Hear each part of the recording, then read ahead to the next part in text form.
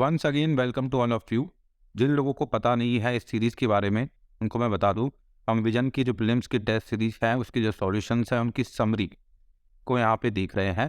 अब तक हमने पार्ट 1 के अंदर 20 क्वेश्चन तक की समरी देख ली है एंड फर्दर हम प्रोसीड करेंगे 21 से। अब ये टेस्ट सीरीज विजन की 2023 वाली टेस्ट सीरीज है, उसके जो सॉल्यूशंस है, टेस्ट नंबर 1 चल रहा है, क्वेश्चन नंबर 21 से अब स्टार्ट करते हैं। तो क्वेश्चन नंबर 21 में national commission for protection of child rights की बात की गई है। ओके, तो यहाँ पे बताया गया है कि भाई ये जो बॉडी है, ये जो निकाय है, ये जो कमीशन है, एक्चुअली में कमीशन जो ये है वो एक स्टैट्यूटरी कमीशन है, स्टैट्यूटरी बॉडी है, मतलब वैधानिक निकाय है। ठीक है, तो आपको स्पेसिफिकली ये याद रखना है फर्स्ट ऑफ ऑल तो कि national commission for protection of child rights किस नेचर का कमीशन है। ओके, एंड ये किसके लिए काम करता है, नाम से पता चल रहा है, चाइल्ड राइट्स के प्रोटेक्शन के लिए काम करता है। और चाइल्ड राइट्स एक्ट है एक 2005 का, उसको देखता है ये, है ना। एंड वर्क्स अंडर मिनिस्ट्री कौन सी होगी जिसके अंदर ये काम करेगा, ministry of women and child development के अंदर ये काम करेगा। For commission protection of all children 0 to 18 साल तक के, है ना, जितने भी बच्चे हैं इस ग्रुप में, सभी के लिए इक्वल इंपॉर्टेंस ये देता है और सभी के प्रोटेक्शन की बात करता है। फर्दर देखते हैं किस टाइप का प्रोटेक्शन ये देता है। एंड इसके बारे में, कमीशन के बारे में और लिखा गया है कि commission shall perform following functions, namely like ये एग्जामिन करेगा safeguards provided by any law for protection of child rights. तो कोई भी लॉ जो कि प्रोटेक्शन ऑफ चाइल्ड राइट कर रहा है तो इसके सेफगार्ड के रिगार्डिंग ये देखेगा पूरा, है ना। उसके बाद रिकमेंड करेगा मीजर्स फॉर देयर इम्प्लीमेंटेशन, तो जो भी सेफगार्ड्स हैं उनकी इम्प्लीमेंटेशन के लिए कुल मिला के ये, और जो लॉ बनाया गया हो प्रॉपरली इम्प्लीमेंट हो पाए उसके लिए रिकमेंडेशंस भी देगा एंड गवर्नमेंट ऑफ इंडिया को देगा। रिपोर्ट अपॉन वर्किंग ऑफ दो सेफगार्ड्स, और वो सेफगार्ड्स कैसे काम कर रहे हैं उनके ऊपर भी रिपोर्ट देगा। Inquire into violation of child rights वगैरह सब करेगा। एग्जामिन करेगा all factors that inhibit enjoyment of rights of children affected by terrorism. Okay, communal violence वगैरह, रिजॉर्ट्स वगैरह, look into matter with respect to children in need of the special care, PTC वगैरह सब चीज़ों को देखेगा। It is designated as agency to monitor RTE, right to education जो है उसको मॉनिटर करने के लिए भी ये एक डेजिग्नेटेड एजेंसी की तरह काम करता है। ठीक है, इट कैन, तो it is designated as agency to monitor RTE. It can investigate complaints and have power to civil court, important है, सिविल कोर्ट का पावर इसके पास होता है इन ट्राइंग केसेज का ट्राई करने के अंदर। ओके, तो दिस इज ऑल अबाउट किसके बारे में देखा हमने, तो ये सब कुछ था आपका national commission for protection of child rights के रिगार्डिंग था, है ना। तो ये जो नेशनल कमीशन है, नेशनल कमीशन को हमने देख लिया है। तो this is all about this particular question. Question number 22 को देखते हैं। ये क्वेश्चन नंबर 22 जो है वो बता रहा है all India council for technical जो एजुकेशन है उसके रिगार्डिंग। तो इसमें बताया गया है कि स्टार्ट किया गया है स्टूडेंट लर्निंग असेसमेंट परख करके कोई प्रोग्राम है ना, ये असेसमेंट है, ये स्टार्ट किया गया है all India council for technical education. ठीक है, AICTE जो हम देखते हैं, तो उन्होंने परख करके एक नया इनिशिएटिव स्टार्ट किया है जो क्या करेगा, असेसमेंट करेगा। क्या असेसमेंट करेगा, अब याद रखना आपको, परख जो है किसका इनिशिएटिव है, किसने स्टार्ट किया है, क्या करेगा, काइंड ऑफ कैसे भी क्वेश्चन इससे बन सकते हैं किसी भी टाइप की फिल्म्स के अंदर।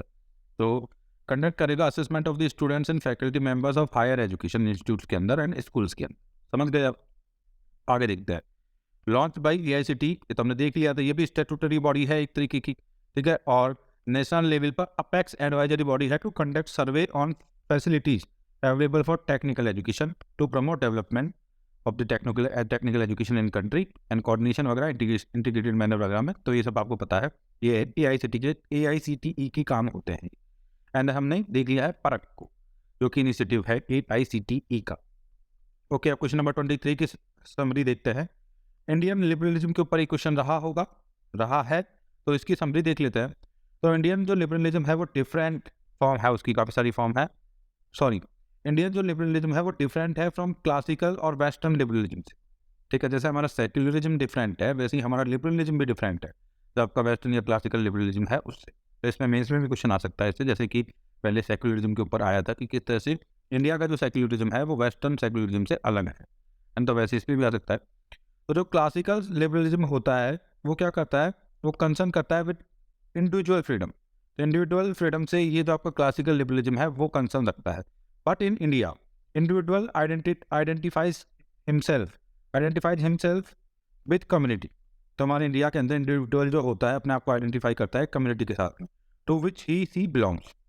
सो इंडियन लिबरलिज्म जो है वो क्या करता है, प्राइमेसी देता है to rights of individuals over demands of social justice and community values. Sorry, तो यहाँ पे क्या बताया गया है, फाइनली एक की लाइन आपको ध्यान रखनी है, जो इंडिया का लिबरलिज्म है वो प्राइमेसी देता है to rights of individuals over demands of social justice and community values, reservation to deprive classes to meet their demands for social justice signifies the idea of Indian liberalism। ठीक है, तो ये आपको देख लेना है थोड़ा इंडियन लिबरलिज्म के बारे में। ठीक है, काइंड ऑफ क्वेश्चन नंबर 24 की समरी देखते हैं। National human rights commission NHRC के बारे में देखते हैं, किस टाइप की बॉडी है ये भी स्टेटूटरी बॉडी है एक। ठीक है, और इसमें protection of human rights act 1993 जो है वहाँ से ये आती है। ठीक है, तो 1993 का एक्ट ध्यान रखना है आपको, protection of human rights act 1993। Human rights issues taken up, तो कौन कौन से ह्यूमन राइट्स के अंदर जो इश्यूज आते हैं वो एबोलिशन ऑफ बॉन्डेड लेबर वगैरह, issues concerning right to food की regarding, protocols to convention on rights of child, abolition of child labour वगैरह, trafficking in women and children, and फिर मैटरनल जो एनीमिया होता है ह्यूमन राइट्स वगैरह, ये सभी चीज़ें ह्यूमन राइट्स के अंदर कैटर की जाती हैं काइंड ऑफ। एंड कॉम्बेट किया जाता है sexual harassment of women at work place वगैरह से। ठीक है, and abolition of the manual scavenging वगैरह इसमें किया जाता है। एंड देन दलित की इश्यूज होते हैं, एट्रोसिटीज जो होती है।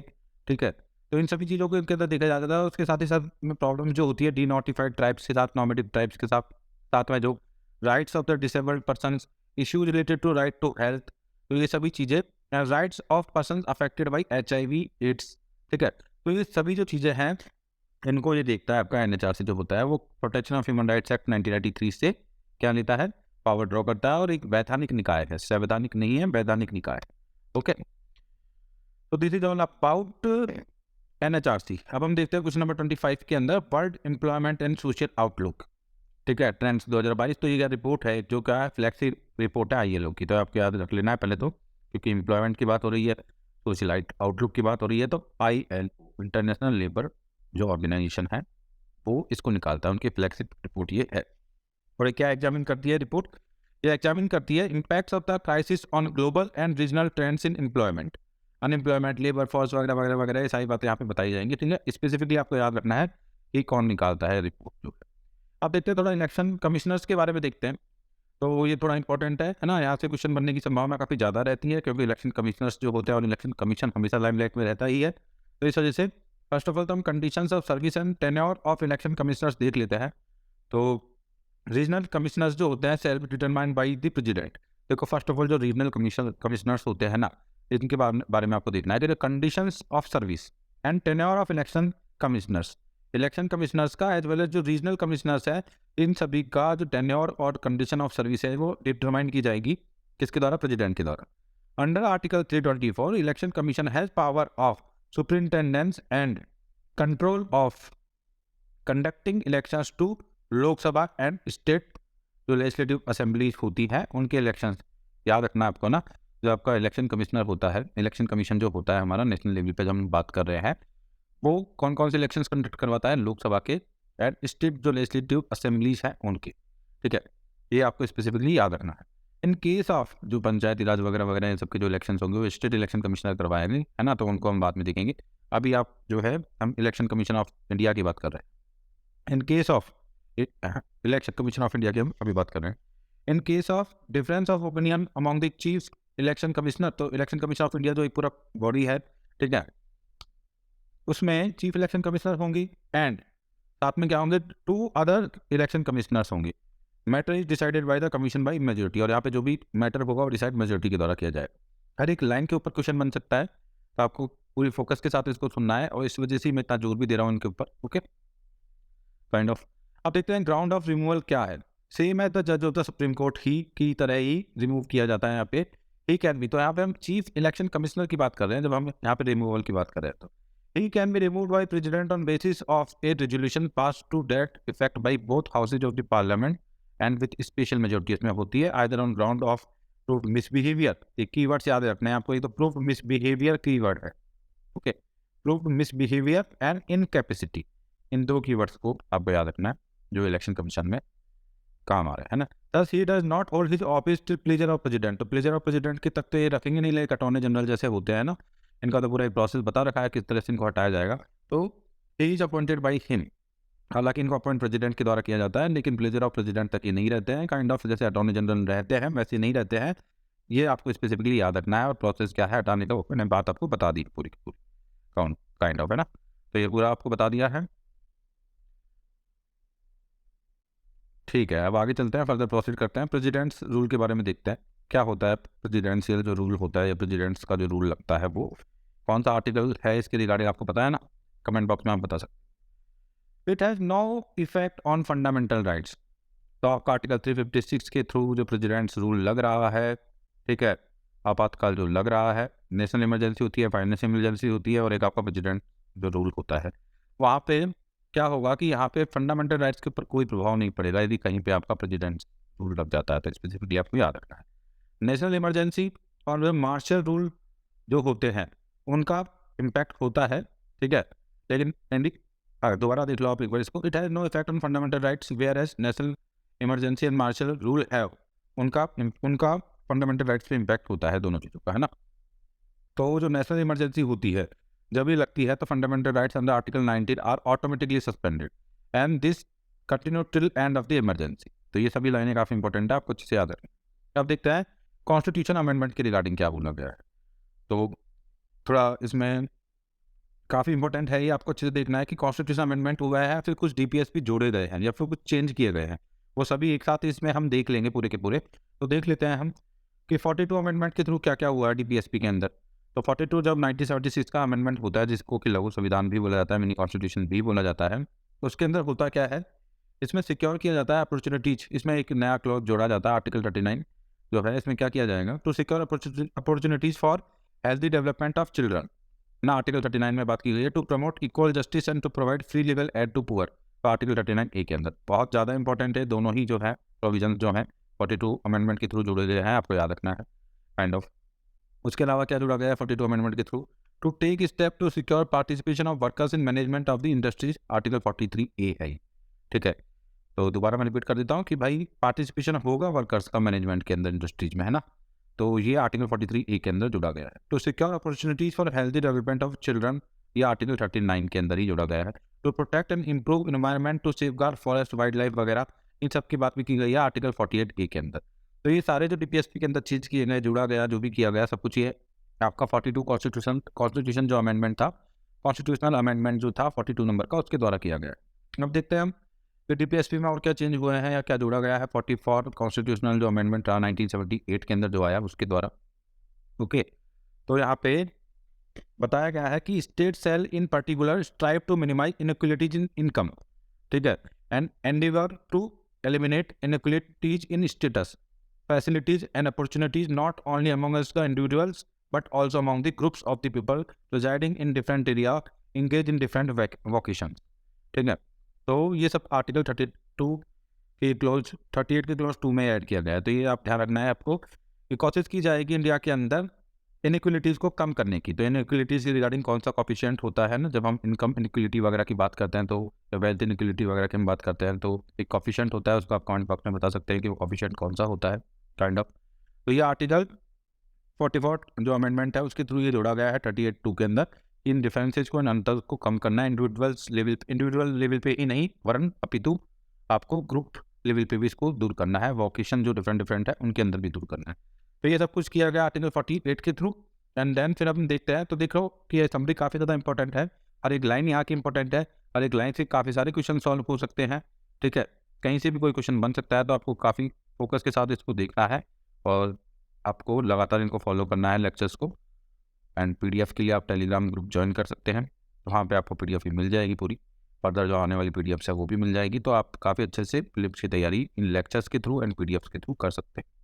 तो आगे भी आप इनको सर्कुलेट कीजिए लेक्चर्स को, ताकि ज़्यादा से ज़्यादा लोगों तक ये पहुँच पाएँ और मैक्सिमम लोगों को इनका बेनिफिट मिल पाए।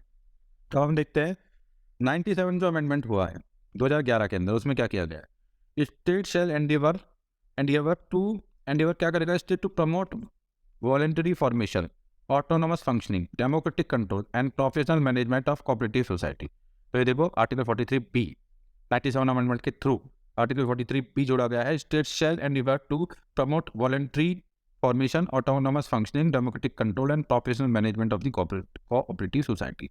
तो कोऑपरेटिव सोसाइटीज के रिगार्डिंग यहाँ पे अमेंडमेंट किया गया है। फिर 2002 के अंदर 86 अमेंडमेंट आता है और इसके थ्रू क्या किया जाता है, इसके थ्रू बताया जाता है स्टेट कोशिश करेगा, स्टेट शेल एंडेवर, ठीक है, to provide to provide early childhood care and education for all children until complete the age of 6 years. तो 6 साल तक की एज तक, ठीक है, सब्जेक्ट ऑफ आर्टिकल 45 को है चेंज कर दिया गया था यहाँ पे। तो ये 86 अमेंडमेंट के थ्रू हुआ है, ये भी आपको देखना है। तो ये कुछ टीपीएसपी के अंदर होने वाले चेंज हमने देखे हैं डिफरेंट काइंड्स ऑफ अमेंडमेंट्स के थ्रू। हम देखते हैं क्वेश्चन नंबर 29। ओके, तो क्वेश्चन नंबर 29 है इंडियन कॉन्स्टिट्यूशन के रिगार्डिंग क्या बात की गई है यहाँ पे। देखो, doctrine of pleasure of president borrowed from the British.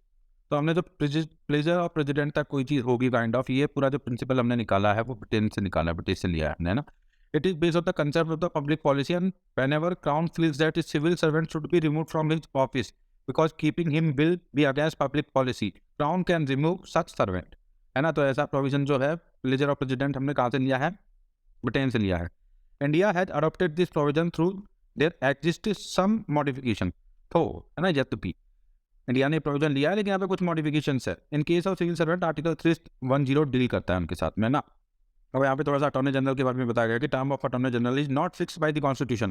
कोई फिक्स टर्म नहीं है कॉन्स्टिट्यूशन में अटॉर्नी जनरल की, है ना। यहाँ पे भी क्वेश्चन बन सकता है यहाँ से भी, है ना। And constitution does not contain procedure and ground for his removal. ऐसा कोई प्रोसीजर ग्राउंड भी रिमूवल के लिए नहीं बताया गया है कॉन्स्टिट्यूशन में।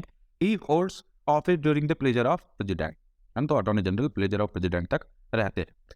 अब देखो डिफरेंट जो ऑफिस है उनके बारे में हम देखेंगे यहाँ पे कि वो प्लेजर ऑफ प्रेसिडेंट तक रहते हैं या फिर कोई और प्रोसेस है उनको हटाने का काइंड ऑफ। कैग के बारे में देखते हैं। तो आपको पता ही आर्टिकल कैग का कौन सा है, आर्टिकल आप मेंशन कर दीजिए कमेंट बॉक्स में कि कैग के रिगार्डिंग आर्टिकल कौन सा है। CAG holds office for a period of 6 years और up to age of 65 years. याद रखना है, अच्छे से फोकस करना है पूरा। 6 साल तक या फिर 65 साल की उम्र तक जो कैग होता है वो ऑफिस को होल्ड करता है, विच एवर इज अर्लियर, जो भी पहले होगा। यदि मान लो 6 साल पहले हो जाते हैं तो छोड़ देंगे, और मान लो 65 साल, मान लो 4 साल ही हुए हैं और वो 65 साल के हो गए हैं, तो ऐसी कंडीशन में भी उनको त्याग पड़ेगा पद, है ना। Then he can address resignation letter to president. वो किसको करते हैं, एड्रेस प्रेसिडेंट को करते हैं अपने रेजिग्नेशन लेटर को एड्रेस, है ना। He can address resignation letter to president. He can also be remove by president on the same ground and in same manner as जज ऑफ द सुप्रीम कोर्ट। और ये हमने पहले भी देखा था, किसके लिए, इलेक्शन कमिश्नर के लिए। And president can remove chairman और any other member of UPSC. अब देखो काफी इंपॉर्टेंट आ रहा है, यूपीएससी के चेयरमैन एंड मेंबर्स के रिगार्डिंग भी बात आ रही है, अच्छे से आपको देखना है। प्रेसिडेंट कैन रिमूव चेयरमैन और any other member of UPSC from office under following circumstances. तो इन परिस्थितियों के अंदर वो चेयरमैन को या उसके मेंबर्स को है प्रेसिडेंट वो हटा सकते हैं।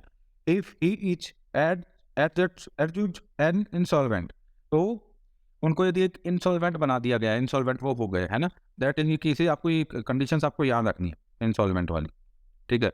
इसका मतलब क्या होगा कि he like kind of gone bankrupt and if he is engage during his terms of office in any paid employment outside duties of his office. तो ये सभी परिस्थितियाँ यदि इस तरीके की होती है तो फिर हटा सकते हैं प्रेसिडेंट जो है चेयरमैन और जो अदर मेंबर्स है यूपीएससी के उनको। He is in opinion of president unfit to continue in office by reason of infirmity of mind। दोबारा ध्यान रखना है इस कीवर्ड को, infirmity mind और body, ठीक है। President can also remove chairman of any other member of UPSC for misbehavior। misbehavior की वजह से भी हटा सकते हैं, बट अब यहाँ पे आपको ध्यान देना है, बट जहाँ लग जाता है वहाँ पे आपको फोकस करना है। President has to refer matter to Supreme Court for an inquiry। If Supreme Court after inquiry upholds the cause of removal advice, तो फिर क्या होगा, प्रेसिडेंट कैन रिमूव चेयरमैन और ए मेंबर, ठीक है। Under provisions of this constitution advice tendered bye supreme court is this regard is binding on president. काफी important है जो एडवाइस आएगी। According under the provisions of constitution advice tendered bye supreme court in this regard is binding on president, ठीक है। Thus क्या है फिर, member and chairman do not hold his office until pleasure of president, ठीक है।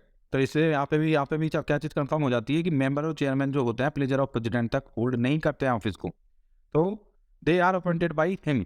हालांकि appoint उनके द्वारा किए जाते हैं, बट वेल लेट प्रोसीजर्स है उनको हटाने के काइंड ऑफ, है ना। ये देख लो आप, अच्छे से रखे गए हैं procedures. Chief election commissioner has security of tenure. Chief election commissioner को भी सिक्योरिटी ऑफ टेन्योर होता है। Removal on same ground as जज ऑफ द सुप्रीम कोर्ट, पहले भी हमने बात की है। Thus he does not hold his office until pleasure of president. तो अब हम देखा कि अटॉर्नी जनरल जो है वो प्लेजर ऑफ प्रेसिडेंट तक होल्ड कर रहे हैं ऑफिस को, और उसके अलावा या तो सभी लोग हैं उनके लिए कंडीशन दी गई हैं तो प्लेजर ऑफ प्रेसिडेंट तक नहीं रह रहे हैं। जबकि अपॉइंटमेंट जो होती है चीफ इलेक्शन कमिश्नर की भी जब अपॉइंटमेंट जो की जाती है वो की जाती है प्रेसिडेंट के द्वारा। ठीक है, अब हम देखेंगे पद्मा अवार्ड्स के बारे में। तो पद्म जो अवार्ड्स हैं उनके बारे में देखते हैं। ये हाईएस्ट सिविलियन ऑनर है इंडिया के अंदर आफ्टर भारत रत्न। ठीक है, और instituted in 1954 along with Bharat Ratna. तो भारत रत्न के साथ ही इसको स्टार्ट किया गया था 1954 में। 3 कैटेगरी के अंदर दिया जाता है। पद्म विभूषण है ना, और पद्म विभूषण क्या है? For exceptional and distinguished service. Padma Padma Bhushan ये डिस्टिंग्विश्ड सर्विस और higher order, and Padma Shri ये डिस्टिंग्विश्ड सर्विस के लिए दिया जाता है ना। तो ये इस तरीके से 3 पद्म विभूषण, पद्म भूषण एंड पद्म श्री ये इनका ऑर्डर है। Award seeks to recognize achievements in all fields of activities or disciplines where an element of public service is involved। जहाँ भी पब्लिक सर्विस का एलिमेंट इन्वॉल्व है तो बहुत सारे जो एक्टिविटीज़ होती हैं, फील्ड्स होते हैं, उसके अंदर ये अवार्ड दिए जा सकते हैं। अब देखो इसकी लिमिटेशंस जो है वो एक्सपेक्ट और जो एक्सेप्शंस हैं उनके ऊपर हमको थोड़ा फोकस करना है, क्योंकि यहाँ से क्वेश्चन बनेगा, यदि बनेगा तो काफ़ी हद तक। Awardees do not get any cash award, first of all आपको ध्यान रखना है। Part a certificate signed by president apart from a medal वगैरह उनको दे दिया जाएगा। Awards are however not a conferment of title and awardees are expected to not use them as prefix और सफिक्सेस के तौर पे उनको यूज में नहीं लेंगे अवार्डीज, है ना, ये एक्सपेक्ट किया जाता है। ठीक है, एक किसी अवार्डी से जिसको अवार्ड मिला है उनसे, है ना।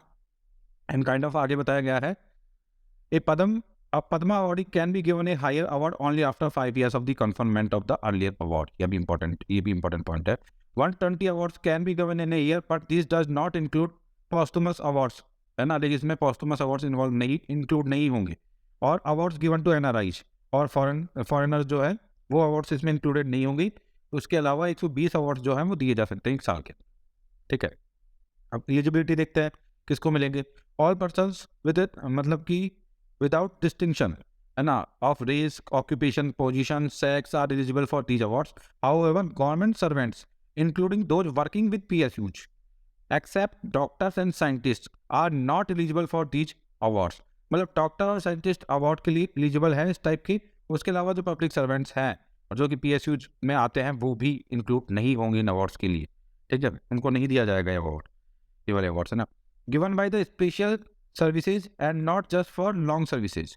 तो स्पेशल सर्विसेज के लिए प्रोवाइड किए जाएंगे, ये कोई लॉन्ग सर्विस के लिए नहीं है कि कोई किसी ने लॉन्ग सर्विस की है तो ये मिलेगा award. It should not be merely excellence in a particular field, but criteria have to be excellence plus. ये सब बातें इसमें हैं। And who nominates the awardee, कौन नॉमिनेट करता है अवार्डी को? Any citizen of India can nominate a potential recipient, है ना। तो किसी भी पोटेंशियल रिसिपेंट को एक जो नॉमिनेट कर सकता है सिटीजन जो है इंडिया का वो। One can ever nominate one's own self, तो खुद को भी नॉमिनेट कर सकता है। All nominations are to be done online where a form is to be filled with details of the person और ऑर्गेनाइजेशन बीइंग नॉमिनेटेड। एक इसमें ऐसे भी लिखना होता है 800 वर्ड्स का उसके रिगार्डिंग सब कुछ। And this is all about this particular awards. ठीक है, तो क्वेश्चन नंबर 30 भी हमने देख लिया है। हम देखते हैं काफ़ी कुछ जानने को मिला है यहाँ से हमें। क्वेश्चन नंबर 31 देखते हैं। शॉर्टेज ऑफ द कॉन्स्टिट्यूशन हम देख लेते हैं ना, तो तेजी से पढ़ते हैं इसको हम। Structural part of the constitution जो है हमारा वो हमने गवर्नमेंट ऑफ इंडिया एक्ट 1935 से लिया है। ज़्यादातर जो प्रोविजन है हमने पहले भी इसके बारे में बात की है, हमारे किसी दूसरे जो पॉलिटी वाला मॉड्यूल चल रहा है उन लेक्चर्स के नाम अंदर हमने देखा है। एंड जो फिलोसॉफिकल पार्ट है like fundamental rights and DPS speech drives their inspiration from the American and Irish constitution. Political part जो है लाइक कैबिनेट गवर्नमेंट हो गया, relationship between executive and legislature हो गया, ये सभी ड्रॉ किए गए हैं ब्रिटेन के कॉन्स्टिट्यूशन से। ठीक है, तो ये सब चीज़ें देखना आपको। शॉर्टेज ऑफ द कॉन्स्टिट्यूशन हम देख रहे हैं। Framers of the Constitution made necessary modification in the features borrowed from other constitutions for their suitability to Indian conditions, at same time avoiding their faults। ये सब चीज़ें थी। अब देखते हैं स्टेट इलेक्शन जो कमीशन होता है उसके बारे में देखते हैं। तो state election commission is interested to conduct elections to panchayat through 73rd and urban local bodies through 74 constitution amendment act के थ्रू, है ना, स्टेट इलेक्शन कमीशन को ये काम सौंपा गया है। Functions of delimitation, reservation, rotation of panchayat seats, है ना, is vested in state election commission. ये ध्यान रखना है, स्पेशली आपको ये लाइन काफ़ी अच्छे से याद रखनी है। Functions of delimitation, reservation and rotation of panchayat seats जो होती है वो स्टेट इलेक्शन कमीशन के पास होती हैं, ये फंक्शन जो होता है। एज पर रिकमेंडेशन, काफ़ी इंपॉर्टेंट लाइन है, as per recommendation of national commission to review the working of the constitution, काफ़ी इंपॉर्टेंट है NCRWC। है ना। इसकी फुल फॉर्म क्या है? National commission to review the working of the constitution की रिकमेंडेशंस के according function of the delimitation reservation and rotation of the seats should be vested in a delimitation commission and not in state election commission के पास नहीं होना चाहिए, ऐसी recommendation दी थी इन्होंने। There is no clear cut provisions there is no clear cut provision regarding submission of report by state election commission and NCRWC ने ये भी रिकमेंड किया था दैट कि state election commission should submit its annual और special report to election commission of India and to governor. तो ये सभी रिकमेंडेशन थी NCRWC की, तो ये आपको देख लेना है, थोड़ा सा आपने अच्छे से समझ लिया है इसको। अब नेक्स्ट क्वेश्चन के ऊपर चलते हैं, कमीशन फॉर माइनॉरिटीज। तो नेशनल कमीशन फॉर माइनॉरिटीज जो है वो देखता है, तो ये जिस मिनिस्ट्री के अंदर आएगा वो मिनिस्ट्री कौन सी होगी? Minorities ministry of minority affairs, ठीक है। तो इसके अंदर आएगा national commission for women under किस मिनिस्ट्री के अंदर आएगा? Ministry of women and child development के अंदर आएगा। नेशनल कमीशन फॉर एसटीज किसके अंदर आएगा? मिनिस्ट्री ऑफ ट्राइबल अफेयर्स के अंदर आएगा। तो ये कुछ बताया गया इन सब चीज़ों के रिगार्डिंग। सॉरी अब देखते हैं हम फाइनेंस कमीशन के बारे में। तो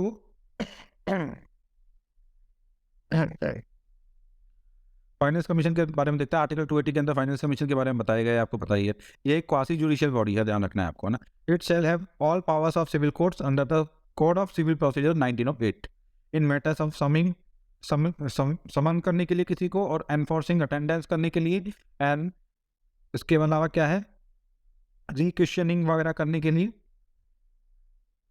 and any public record from, है ना। तो इन सब चीज़ों को लेने के लिए, तो ये इस तरह से किस तरह से काम करेगा? एक क्वासी जुडिशियल बॉडी है, फर्स्ट ऑफ ऑल तो आपको ये देख लेना है, काइंड ऑफ, है ना। रिक्विजिशनिंग जो है वो पब्लिक रिकॉर्ड की भी ये कर सकता है। तो ये सब चीज़ें हैं। एंड फाइनेंस जो कमीशन होता है shall be deemed to be a civil code for purpose of section 480 and 482 of the CRPC under the finance commission act, है ना।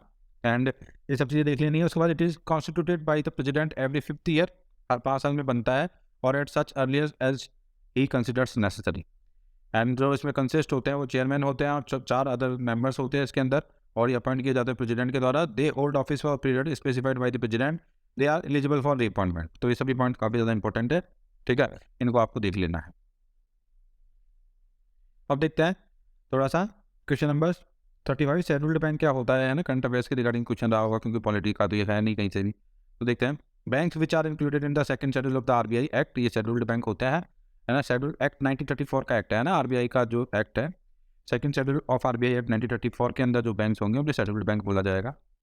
Every scheduled bank enjoy 2 types of principal facilities, it become eligible for. अब किसी bank के schedule bank होने के कुछ फायदे भी हैं, kind of. It becomes eligible for debt and loans at rate from RBI and it is automatically acquire the membership of clearing houses. तो क्लियरिंग हाउसेज की मेंबरशिप मिल जाती है, और वो जो बैंक होता है शेड्यूल बैंक होने की वजह से डेट और लॉन जो बैंक रेट पे मिलते हैं RBI के थ्रू, उनके लिए एलिजिबल हो जाता है। तो ये फायदे होते हैं शेड्यूल बैंक होने के, ठीक है। अब देखते हैं what are the payment banks. Payments bank क्या होते हैं? प्रमोट फाइनेंशियल इंक्लूजन को बढ़ाने के लिए and modern saving accounts and payment remittance वगैरह इन सब चीज़ों के लिए, माइनॉरिटी लिबर्स वर्कफोर्स वगैरह के लिए यहाँ पे ये पेमेंट्स बैंक वगैरह आए हैं, ठीक है। और ये बैंक के स्पेसिफिकेशन देख लेते हैं।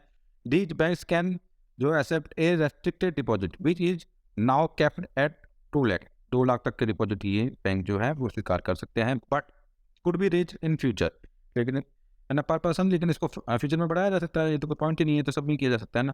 दीज बैंक्स आर, ये तो सब कुछ किया ही जा सकता है, बदला तो सब कुछ ही जा सकता है ना। These banks are unable to provide loans और क्रेडिट कार्ड्स, यहाँ पे इंपॉर्टेंट है, ये बैंक लोन नहीं दे सकते हैं और क्रेडिट कार्ड प्रोवाइड नहीं कर सकते।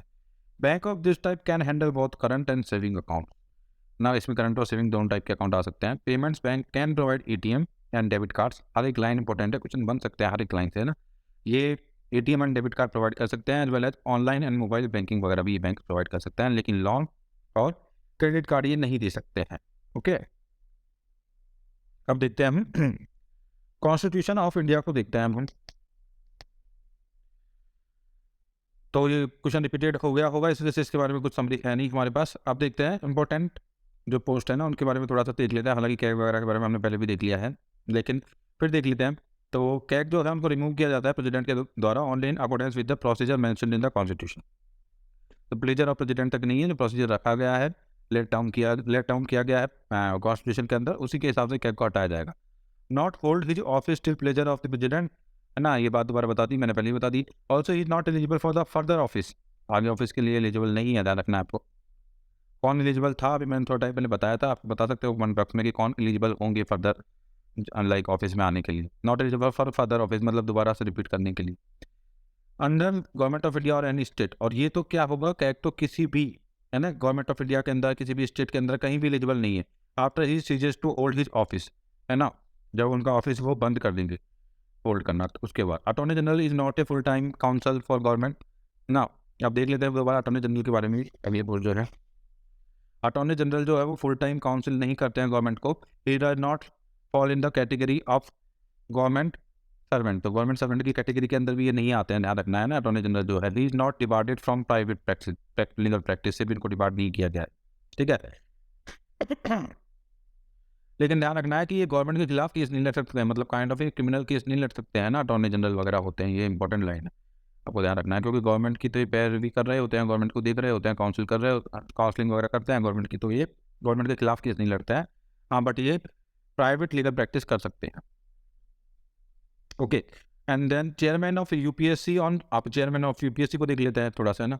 तो जब इनका ऑफिस खत्म हो जाता है तो ये एलिजिबल नहीं होते हैं फर्दर एम्प्लॉयमेंट के लिए गवर्नमेंट ऑफ इंडिया के अंदर और किसी भी स्टेट के अंदर। तो मेंबर होता है यूपीएससी के, ठीक है, जब वो उनका ऑफिस खत्म हो जाता है तो वो एलिजिबल हो सकते हैं एज ए चेयरमैन, यूपीएससी के चेयरमैन बनने के लिए।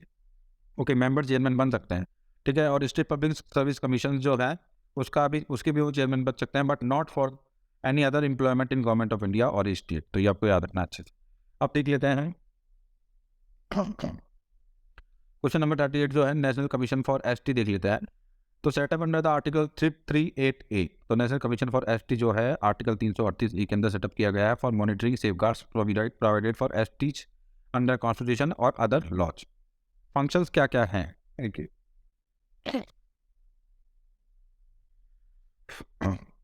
तो थोड़े फंक्शंस देख लेते हैं हम इनके,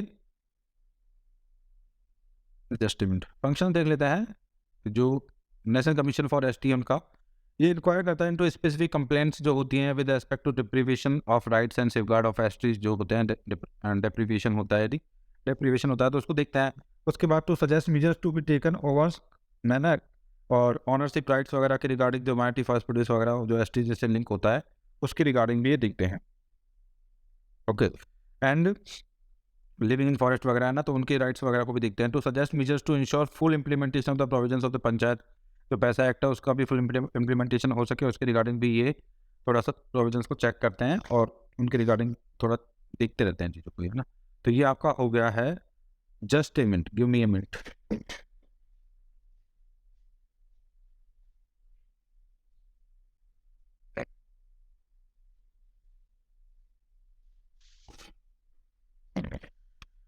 तो उसके रिगार्डिंग भी ये देख सकते हैं। अब हम देखते हैं थोड़ा सा राइट अगेंस्ट एक्सप्लॉयटेशन, देखते हैं इसके बारे में क्या लिखा गया है क्वेश्चन नंबर 39 के अंदर। तो आपको पता है right against exploitation article 23 and 24 of the constitution के अंदर आता है। 23 के अंदर प्रोहिबिट किया गया है ट्रैफिक जो होता है ह्यूमन बींग्स का, ट्रैफिकिंग को रोका गया है।